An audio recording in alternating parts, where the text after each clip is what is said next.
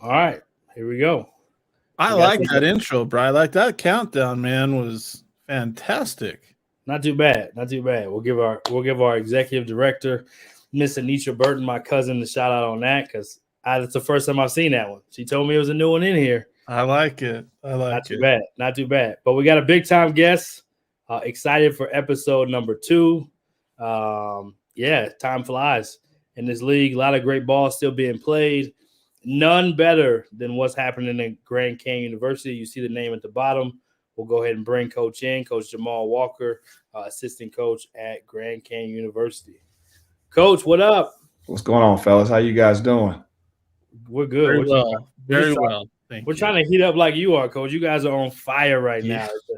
It's a crazy thing. I don't know. I don't know if it's like you got like an offensive cheat code that you guys are using right now, but the numbers you guys are shooting from the field is pretty through the roof. Period. But especially in conference play, looks more like numbers you see when you play a non-division one. Just talk a little bit about this offense shooting over 50%, over 60%, 24 threes in 2 games. I mean, we can keep listing off the numbers. Talk a little bit about how this team's been able to do that. Well, I think it starts number one with the two guards. I think when you talk about Holland Woods and Javon Blackshear, two guys who are not only scorers but they're very unselfish. And when those guys set the tone on an offensive end, with their dribble penetrate to score for themselves, but more importantly, where they're moving the basketball and getting other guys opportunities, and that stuff is very contagious. When you talk about college basketball or you're talking about basketball in general, when the ball is moving and it creates what I call synergy. That ball has synergy, and when that ball has synergy and it's touching everybody's hands, everybody gets excited. And one of the things you start noticing that's contagious is getting other guys opportunities. And the other thing we talk about here is to make your teammates better, to serve each other in that way, not only off the court, but on the court as well. And that's one way, is to make a guy be better, and getting him shots and making him play to his strengths. So that's what these guys have been doing the last couple of games. We want to continue to do that as we move forward, going on the road here this week. Jamal, did you expect your guys to put up 93 points against Abilene Christian the other night? I mean, that they were one of the best defensive teams coming into the ball game, and I mean, like Coach said, you shot the lights out, and it was over like almost at halftime.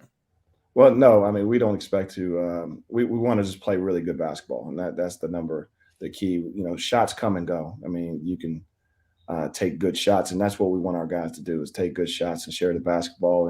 And on that night, the guys got hot. You guys start feeling it and start. And well, more importantly, the way the ball move, I can't emphasize that enough. But when the ball moves that way, guys get excited and start helping each other out, getting great shots, and that's what happened in that scenario. And it just kind of carried over, and then we started to play well again when we played Tarleton the next 2 nights later.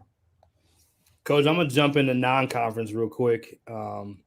These games where you get to match up against other top tier mid majors are a big deal when you get a chance to play those, and it's a tier 1 game essentially. You guys beat San Francisco early in the year, who was undefeated at the time, one of the better mid majors in the country, has proven to be that so far.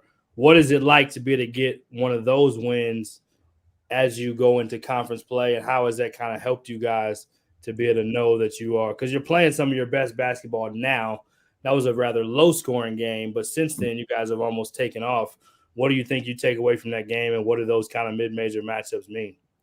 First of all, I think those mid-major matchups should happen more often. I've been around long enough where you had the old bracket buster games, when you used to play those, and those were exciting games in February. And so those games mean so much to each team, to see where they're at, as far as at that level, at the mid major level, and when you get a chance to play a high major on a neutral site. So Todd Golden, I appreciate those guys, and I got to speak down on their behalf to even take that game to play us in Phoenix, play us in downtown at the Footprint Arena, to take that game. I think a lot of those games should happen. I think they're great for college basketball. I think they're great for mid majors, and they're great for the programs that are in them, to learn about your team.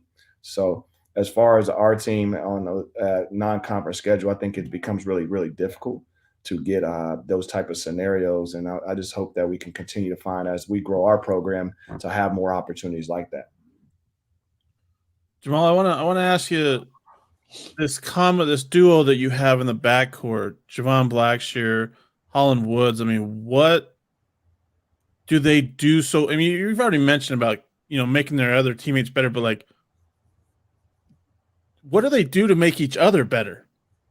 I think they just have such a great chemistry together. I mean, from day one, you could see it when we start practicing that those guys feed off each other, and it allows each other to have the ball in their hands, and they're both unselfish enough to play off the ball. And if you notice, one thing that's really evolved in Javon Blackshear's game is his ability to make catch and shoot threes. And I think last year he had to play so much on the ball for our team to be successful that he was never on the back end of opportunities for him to catch and shoot. And so one of the things we talked to him and stressed about his game and developing his game is that it could come back next year. He has to have a better catch and shoot game because he's going to play a little bit off the ball with Holland. And so Holland's really good at creating and making others guys better and still creating his offense. So they kind of complement each other in a way, but yet they're so both unselfish that they're willing when one guy is hot to get the ball or when other guy is creating and making opportunities to get him the ball so he can do that. And so I just think they have an unbelievable chemistry, and I think our team feeds off that.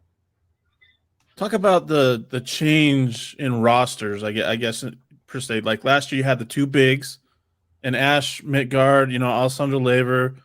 You had a Mikey Dixon. You had Oscar Freire. You had a kind of a different roster and a different way of playing the game. This year, it seems like it's more of get up and go and let's score as many points as we can type of deal. How happy are you with the results that you've been able to, adjust to the fact that you're playing two different styles of basketball from last year's championship run to this year, and you're still having success with it? Yeah, I think first of all, it's a credit to Coach Drew to adapt and be willing to look at his roster and say, okay, this is the way we want to play, and this is the way we need to play. And a lot of coaches are not as flexible with their style of play. He's had a lot of success with good guards in the past, with his Darius Garland, or you had Alec Peters when he was at Vanderbilt, who was a big, or Alessandro Lever, or Ash Bjorn, mid guard. So coaches have been very adaptable if you look at his career. So I think this is no different. He looks at, our guards are really, really good. We need to put the ball in their hands and play make, and we're going to play from there. So I think that shows his adaptability as a coach. A couple other guys I want to ask you about, Sean Miller-Moore and, Gabe McLaughlin, what they bring to the lineup. When he was Alley-Oop City this weekend, in your games, and some of those were highlight reel, maybe even SportsCenter, top 10, dunks, but like these two guys are energy guys that are play above the rim. Right. Well, we got to try to play to our player strengths, and one of the players, those two players in particular, is the play above the rim, and so we got to try to put them in situations where they can utilize their athleticism, and both of them do a great job not only cutting and rolling and pick and rolls, but they really do a good job if you look at their numbers of being ability to offensive rebound, and I think that creates a different element not only to our team but for them individually. I always say this, man: if you're going to be selfish in a particular stat, be selfish in getting as many offensive rebounds as possible, because I've never met a coach or a staff that goes, hey, man, stop offensive rebounding. That's not good for us. You know what I mean? Like, be as selfish as you want to be on the glass. And I think those guys have made a commitment to getting on the glass as well, not only just playing. That shows their athleticism and ability to play above the rim as well. Will you talk a little bit about that atmosphere on Saturday night, ESPNU game? Tarleton comes to town, you're on national television. The Havocs are crazy as ever. Just talk about that atmosphere that night. Yeah, first of all, we're so blessed to have a student section and an administration that cares so much about the atmosphere of games and having our team be a spotlighted program here at the university. So I think it's really important that we shout those guys out to the point that that's a big part of our program and a big part of our university is the Havocs. It's such a fun environment to play in. I was an assistant at the Big Ten for 8 years. I've been to Michigan State. I've been to Indiana. I mean, it is up there, if not better than that environment. And so as we continue to build this program and continue to get it on a trajectory that's moving forward, it's only going to get better. And so that atmosphere was just kind of for me, the beginning of what we're trying to establish here. And it starts with our administration and the love and passion from our student section and that they love the college basketball and they want to be a part of it. And they're a big part of what we do, man. We got that win the other night. It's 20+ points, and they're worth 10 by themselves some nights. I like it. I like it. I want to ask one last question. What was the big defining moment in the decision to come join Bryce Drew's staff at Grand Canyon? I mean, you've been in the Big Ten, you've been around. Like, what was the kind of defining moment that got you to Phoenix? Well, yeah, I think there's a couple of moments. I think one, I was an assistant at Illinois when we came to play GCU, and we had Kofi Coburn, we had Ayo Dosunmu, we had a really good team. That team, but I just saw the potential in the place. I'm one of those guys, man. I just, I try to do things differently, in the sense of, I think there's sometimes God directs you to a path, and you sometimes look and go, you want me to do that? And that's kind of what happened here. And it's just like, this is the direction that my heart wanted to go, but I knew the potential of the place. I knew Coach Drew and his ability to coach, and to be an honorable man and be a man of God. That attracted me to this opportunity. And you only get opportunities to kind of lay a foundation too often in college basketball. And this place had such potential. And I said, man, if you can get that going, a part of that staff and the direction we're going, I think that's a legacy, man. And for us to hang a banner in year one, we were the first. That team, that program, that staff, the administration, we were the part of that. And we can walk in 20, 30, 40 years from now, be old and decrepit and feel like we're about to die and show our grandkids and go, hey, man, I was a part of that, man. I was a part of that foundation, of that legacy, of that university, going from transitioning and eventually being hopefully potentially a powerhouse in college basketball. Yeah, you talked about Coach Drew and his ability to coach. Obviously, there's some bloodlines there where there must be some kind of trade secrets, some kind of ability to coach. I mean, we see his brother just won a national championship. You guys won a conference championship, go to the tournament last year. Now they're back number one, and I know they took a little bit of a step last week. They are human, but no one expected them to be number one again. And here you guys are doing what you're doing in a different way, like Kyle talked about earlier. What is it about Coach Drew? And if you don't mind, talk a little bit about with him, because I still think he's probably somebody who doesn't maybe get as much recognition for the job he's doing and has done. Yeah, I agree with that. I mean, I totally agree. And obviously he's my boss, but I'm biased. But I think he's one of the best in the business, from a holistic point of coaching, developing basketball development, and developing young men. I think that's really, really important. As far as the Drews, I mean, it's kind of funny, man. I kind of looked at it like brothers and sibling rivalry. They don't have that at all. But, Coach, sitting at the table and Homer Drew's talking about he's in the National Hall of Fame, and Coach is going, well, hey, I took my first team to the school's history first into the tournament. What'd you do, Scott? I just won a national title. What I mean? Like, this is like, well, mine's not as good, I guess, but they're not like that. But it's a fun because they've had such success, and I think the reason why they've had such success as a family is the character, is the type of people they are, and they're very humble. I think that's number one. They're very servant leaders, and I think they're good, godly men, and I think that's really, really important. And because of that, I think they've had success because it's not about them, and I think even as you watch Scott, he's won a national title, he's still the same, and Homer's won a ton of games. Coach Drew, he's always around here. He's still the same. And so I think that's kind of their secret sauce to their success. Yeah. And then what about yourself? Coach or Kyle kind of mentioned it, being at all these different levels, high levels, coaching at Power 5. What is it about GCU, the culture, outside of the fan base and outside of what you guys maybe have already built in year one? What is the culture and the inside? Give us a little sneak peek. What is it that has allowed you guys to have this success so fast? And then now you're sustaining it. It's not like it was a one-hit wonder. What is it about this, Coach Drew and GCU staff culture? I think it starts again. I got to start with the administration here. I think the commitment level from Jamie Boggs, our athletic director, President Brian Mueller. I think it starts there. I think you got to start there at any university. It's about your administration. You can be as good as you want to be as a coaching staff, or good as you want to be as players. But if your administration is not involved and not committed, it's very, very difficult. And I think we have one of the most, if not the best, most committed administration when it comes to success, and not only just being successful now, but moving the needle forward each and every day. I think it starts there, and then you got to talk to coach and the way he lays a foundation from a cultural standpoint. And I just talked about it earlier, the way he treats our guys. I think it's not just about basketball. We try to do a holistic approach here.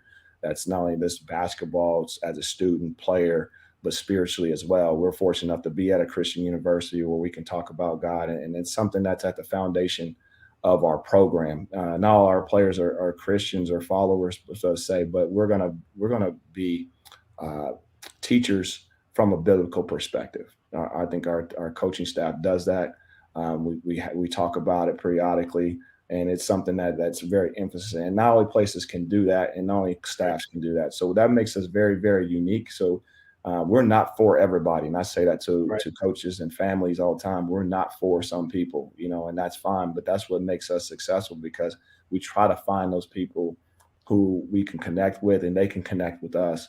And I think because of that, that's why we have a level of success, because I don't think there's anything fake about what we're trying to do here, Right. So I think that's why we've had some success. And let's be honest, man, we got good players. We've had 2 all-conference bigs last year. I think we got 2 all-conference guards next year. I might even say 3. And Wade Gabe McLaughlin's playing right now. We have probably 3 all-conference players potentially at some form or level. And so, I know administrations are good, and we got a great coaching staff that has a wealth of experience, but players win games, and we have really, really good players here right now.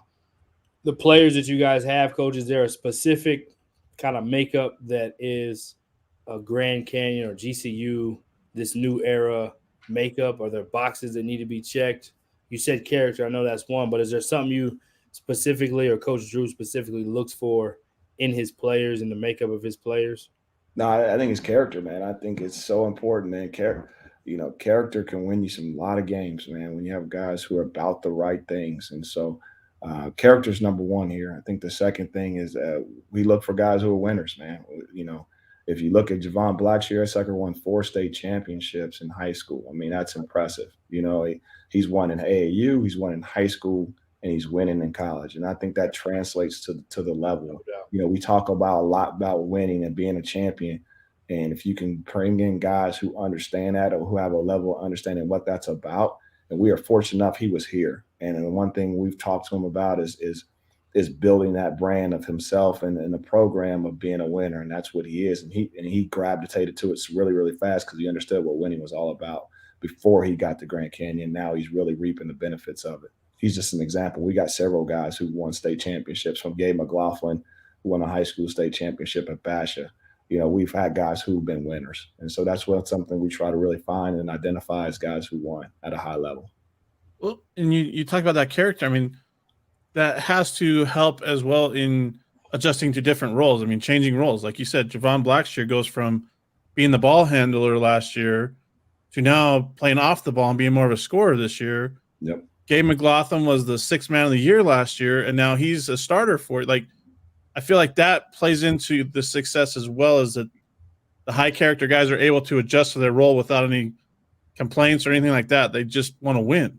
Yeah, and that's what it's all about, guys, because when you come from winning, you understand that everybody has to sacrifice. Not everybody can do the things exactly to a T that their mind wants them to do, or their mom wants them to do. They have to do what's best for us and what's best for the team. And so when you're used to winning and you understand that, it becomes a lot more, I would say, easier to do, when winning's at the forefront of what you're trying to do. And something we always try to emphasize is that we want to be servants. I mean, it's part of kind of our biblical teachings, and we want to serve each other. It's not about us. It's not about what I want. It's what about my teammate, and then playing for the Lord above. And so that's something that we really try to emphasize here.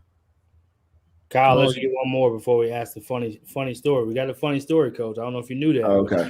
Well, first of all, I want to talk. Kyle, I'm a big St. Louis Cardinal fan, so I'm just really struggling with the Cubs stuff in the background. Then how do you coach with Coach Drew? He's a Cubs fan. I mean, I respect Cub fans because you were so bad for so long, and I understand that. I mean, the Cardinals is one of the best organizations in baseball.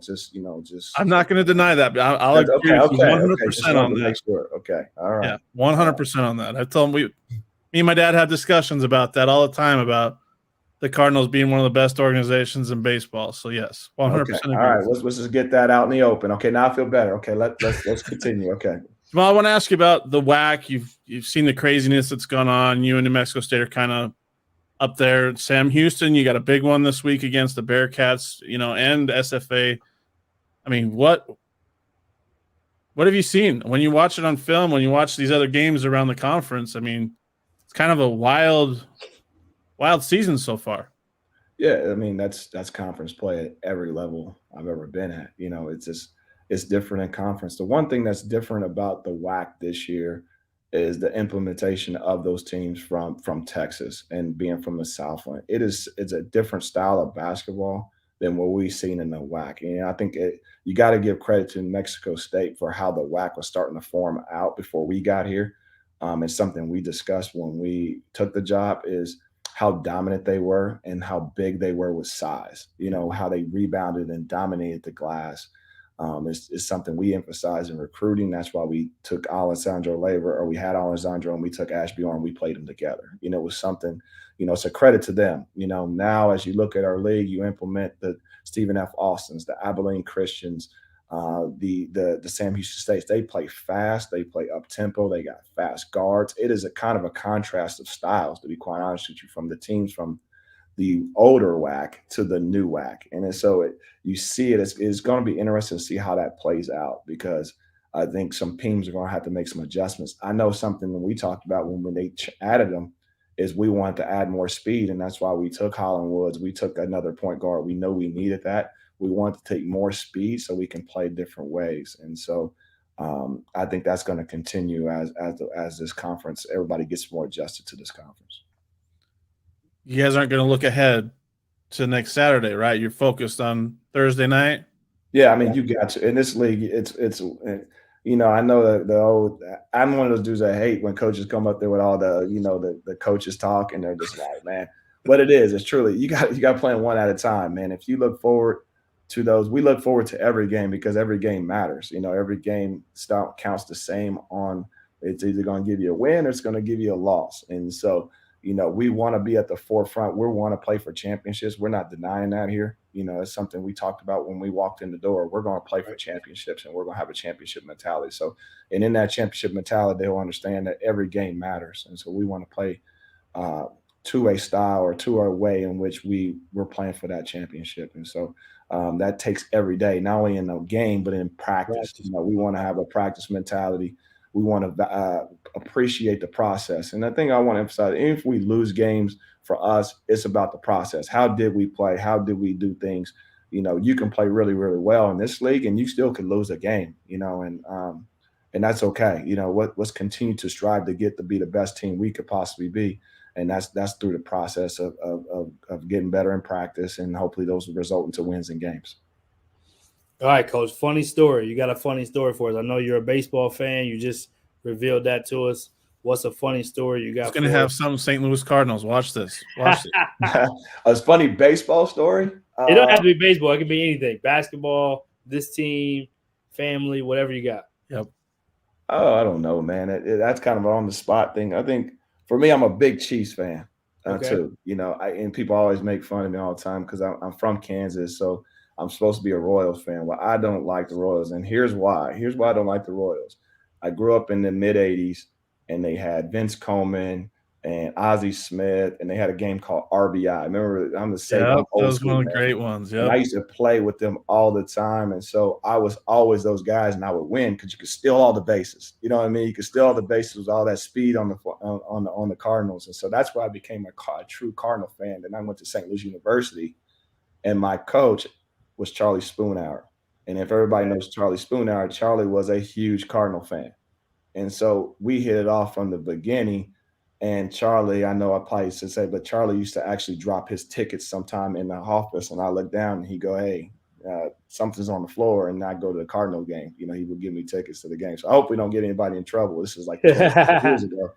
But that was kind of the thing. And, you know, I appreciated that. So from the Cardinals perspective, that's why I play. I love the Cardinals is honestly, it's not because of Mark McGuire. It's because of RBI baseball on Sega Genesis. I think it was or Nintendo. It might have been Nintendo. Yeah, it was Nintendo. It was Nintendo. Okay, with only 2 buttons. I'm the old NES system. Yep. Yeah. I used to blow on it and stick it in. Yeah. That's what you know is Nintendo. Yeah, straight Nintendo, man. So great ball game. I like that. That's a Cardinal funny story. That's everybody always asks me, "Wait, you're from Wichita, Kansas? Why are you a Cardinal fan?" Well, that's why.